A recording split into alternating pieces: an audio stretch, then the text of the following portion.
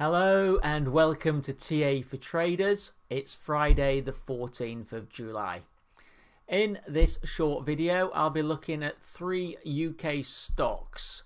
I must say that I've had an interest in all of these. I'm looking at Renishaw, which I've bought this week, Glencore, which I've also bought this week, and then I'll be looking at one of the old favourites, 88 Energy.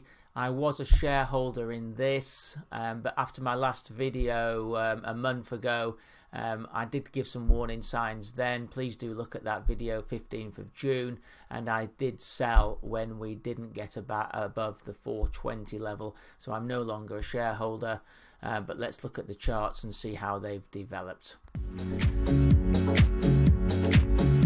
First of all, let's have a look at the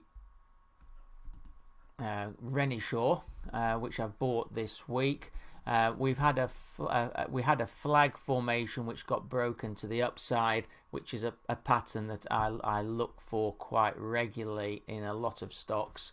And when it occurs, you often get this what I call the trampoline effect off the moving averages, and you do get a quick upward move. This was accompanied by solid momentum from the RSI and from a buy signal from the MACD, so it all looked good. What does it look like at the moment? Well, actually, it's getting a bit overextended on this daily, away from the moving averages, and really one would expect a bit of consolidation to come in, but that would be a good opportunity for people who aren't in this Renishaw stock to get a hold in, because it would prove short term. It'd let the moving averages catch up and let the RSI unwind somewhat, and then get the next push upwards. You can see that there was high volumes coming through, or increased volumes anyway, on the push upwards.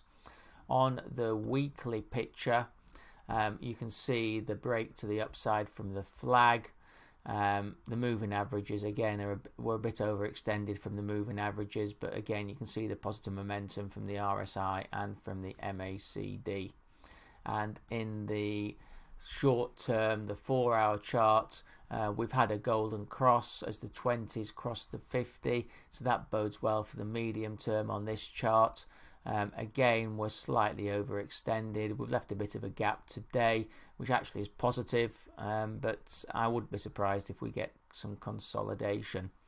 Looking at the support resistance levels, there's no resistance as we're at a new all-time high, with the support at the 20-day 36.92 spot 55, and then 36.51 spot 94. Moving on to Glencore. This had an extended consolidation period.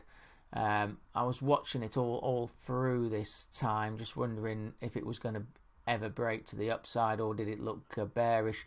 But we always had the 200-day as a positive influence, and what happened this week is we got a very rare that you get this, all the moving averages moving together and all moving upwards. I just felt that was such a strong indicator that the shares had to be bought, so I locked some away in my SIP, and you can see that now the 20-day has gone above both the 200 and the 50, all creating golden crosses, and we're going to get the 50 move back above the 200 as well, so it all bodes well for the medium term picture. The downtrend was broken quite significantly. It was also very good that we did have this little pullback after the initial break, and that confirmed the buying pressure, and you can see that the volumes were higher as we moved up. On the RSI, you can see that we created a bottoming phase, and then we're now in an uptrend. Presently it's 65.23, showing positive momentum, and the MACD indicative of positive momentum as well. On the weekly chart, you can see the break. We've got resistance up at the 340 level, but the RSI is turning up here, presently at 58.4, and the MACD are turning. I wouldn't be surprised over the next couple of months if we do break above that 340 resistance and then test the 360 resistance. We did get a golden cross a few weeks ago, and the 50 crossing the 200, which was good. The 20 is a slight negative as it tracks down, but that should turn around quite quickly. On the 4-hour chart, again, we had the 20 cross the 50 back on the 3rd of July, which was a positive sign. The 200 is still moving down, which is a slight concern. 50s crossed that, but that wasn't a golden cross. Maybe a bit overextended from these moving averages. Let's wait and see. And perhaps we've had an early sign of a non-confirmation on the RSI, but this is the 4-hour chart, so that can be turned around very quickly. The MACD are still positive. Looking at the support resistance levels on Glencore, first resistance is from the 5th of April, 328.28. Second resistance at 345, that's from the 20th of March, with the supports at the moving averages 20-day 294.82 and the 50-day 91.52. Moving on to the last share we're looking at today, and it's 88 Energy.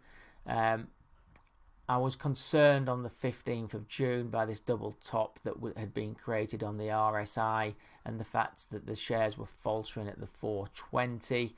That proved to be the case, and the downside momentum increased, and you can see that the share price has halved, which is not a lot further than I thought it would fall.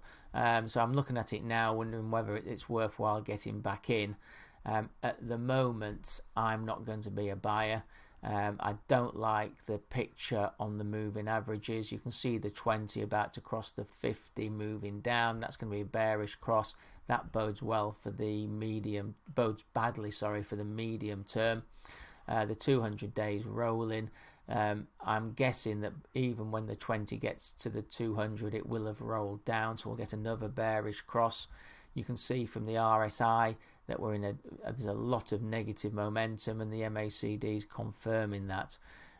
I wouldn't be surprised if actually we get the 160 level tested again. On the weekly picture, you can see that we did bounce from the 150. There is support down there. Moving averages rolling again. 20 will cross the 50 over the next few weeks, moving downwards. You can see that the RSI again is negative, and actually the MACD has just started to shout a sell signal on the momentum there. On the weekly, I don't know what's happened on TradingView. I'm sorry, they haven't got enough data. Not a lot I can say from this chart. 20-day is the key resistance at 2.1433. There was a gap on the downside. You can see that the 24 hours already a negative influence on this market. You can see that the falls are being accompanied by higher volume, and that the RSI is down at 33.69. If there is a sell-off, keep your eye on this RSI where it lows at, because that could be the first sign that we are bottoming. But as I said, from the daily picture, I'm very concerned that there is going to be further downside, and that the 160 and then the 150 will be tested. On the support resistance, there's resistance at 2.14, and then at the 200-day 2.62, with support at 152 and then 143.